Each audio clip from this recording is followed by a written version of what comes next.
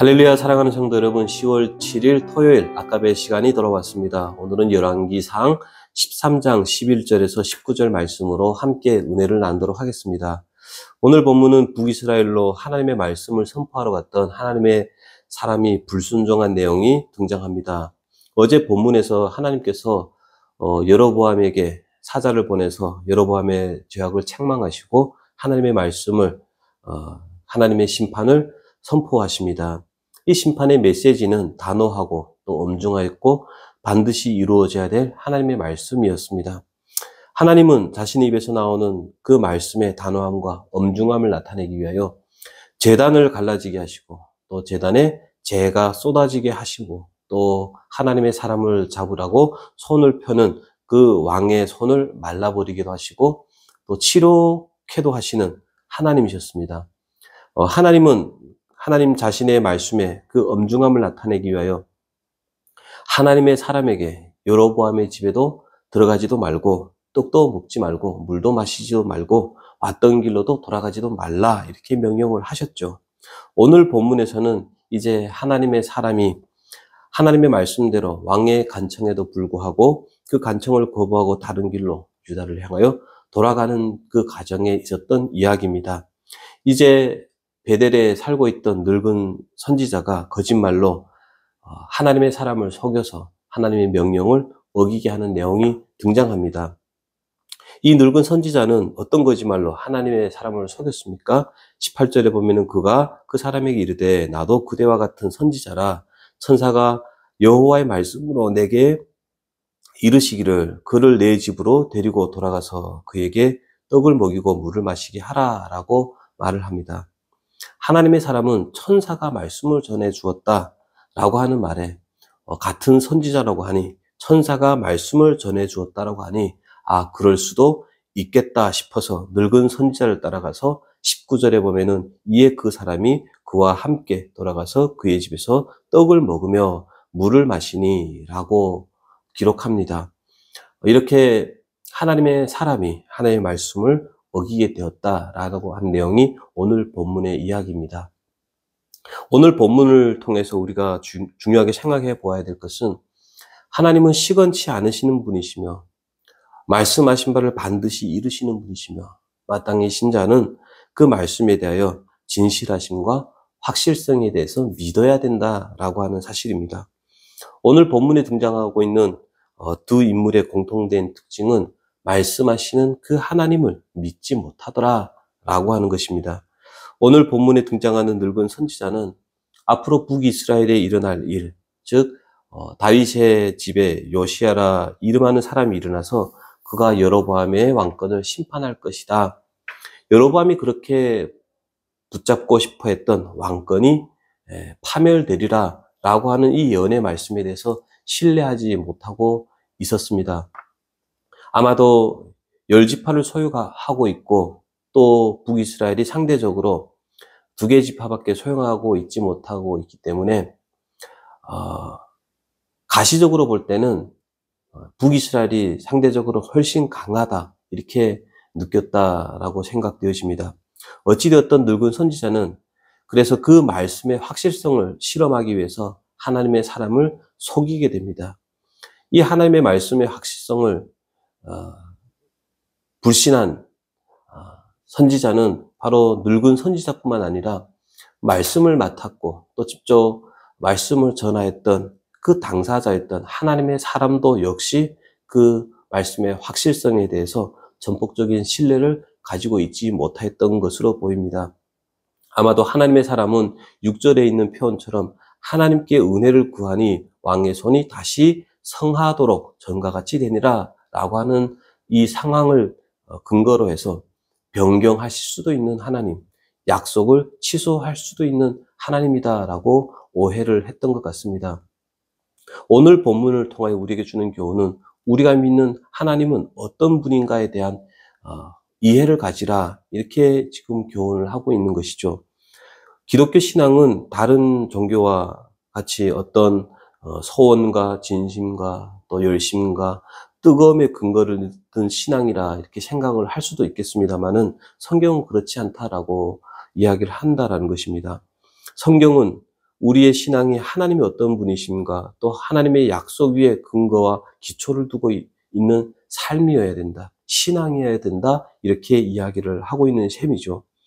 이 하나님에 대한 확실성과 신실성을 이해하지 못하면 우리의 신앙은, 우리의 종교 활동은 그냥 우리의 진심을 드리는 싸움에 불과한 것이 되고 만다. 이렇게 이야기를 합니다. 성경에 많은 이야기들을 기록해 놓고 그 이야기 속에서 우리의 믿음의 대상이신 하나님이 얼마나 신뢰할 만한 분이신가, 그분이 얼마나 신실하셔서 당신의 약속을 이루시는가에 대해서 설명하고 있다는 것을 우리는 놓치지 말아야 된다는 것이죠. 오늘 본문의 사건도 동일한 것입니다.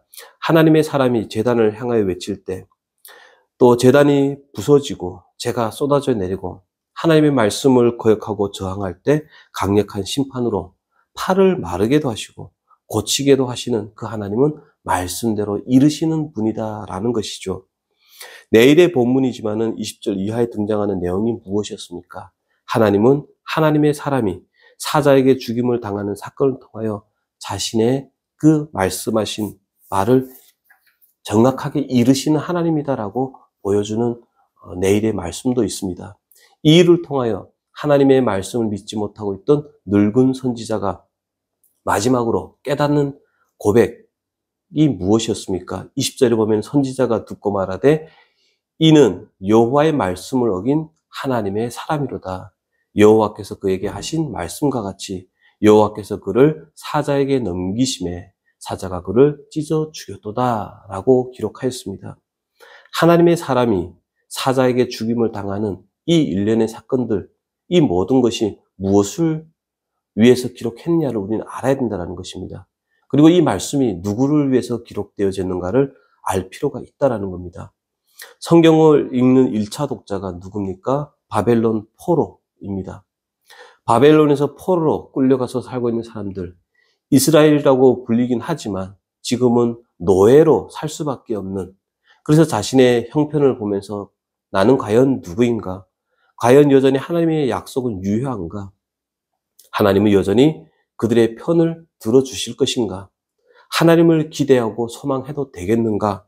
이런 고민을 안고 살아가는 이들에게 주시는 말씀이라는 겁니다. 더 나아가서 오늘날 우리에게 주시는 말씀이기도 하다라는 것입니다.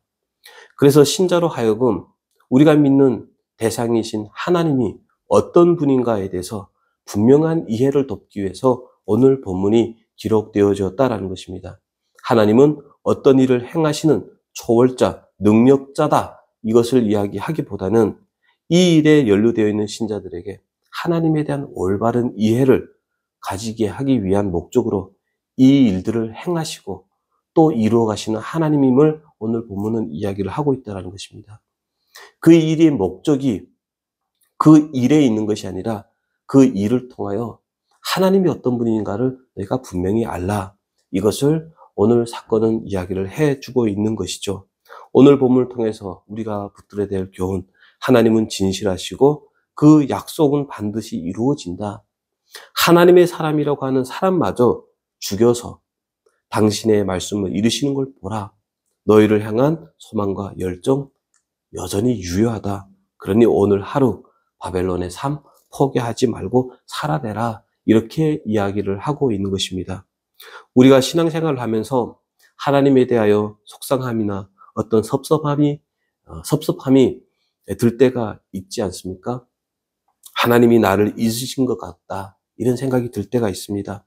제발 빨리 모든 고통을 면하고 빨리 행복해지고 빨리 웃을 수 있는 자리에 갔으면 좋겠는데 하나님은 왜 나를 이렇게 대하시는가?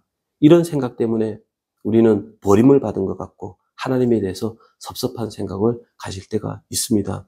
그러나 기억해야 될 것은 우리의 길과 하나님의 길은, 그리고 우리의 생각과 하나님의 생각은 다르다는 것을. 하나님은 우리를 위하시는 분이십니다. 그리고 신실하신 분이십니다. 그렇기 때문에 우리의 신앙의 여정을 시작하신 이가 하나님이시고 완성하실 이가 또한 하나님이신 것을 믿고 그 모든 과정에서 우리를 위하고 계신다는 사실을 우리가 믿음으로써 우리는 오늘 하루를 견뎌낼 수가 있어야 된다는 것입니다. 현재 아픔에 좌절하지 말고 우리를 더 넓고 깊은 신앙의 경지로 이끌어 가시고 우리와 또 하나님이 하나가 되기를 원하셔서 더 깊이 찾아오시고 간섭하시고 이끌어 가시는 그 하나님이란 사실을 우리가 의심하면 우리의 신앙은 헛것이 된다라는 것입니다. 오늘도 주의 말씀대로 이루어 가시고 우리를 위하시고 여전히 우리의 삶의 소망과 또 미래에 대한 약속으로 우리를 이끌어 가시는 그 하나님이 계신다는 사실 잊지 마시고 오늘 하루도 말씀으로 승리하시는 복된 저와 여러분 되기를 주의 이름으로 축원합니다. 기도드리겠습니다. 살아계신 하나님 아버지, 오늘도 일련의 사건을 통하여 말씀을 이루시는 하나님이심을 보게 됩니다.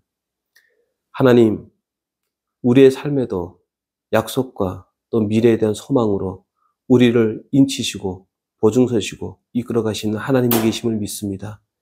의심하지 말게 하시고 하나님을 붙잡고 승리하며 견뎌내고 하나님을 바라보고 하나님의 일들을 경험하는 우리가 될 수 있도록 도와주시옵소서. 예수님의 이름으로 기도합니다. 아멘. 오늘도 주의 말씀 붙잡고 승리하시는 복된 하루 되길 소망합니다.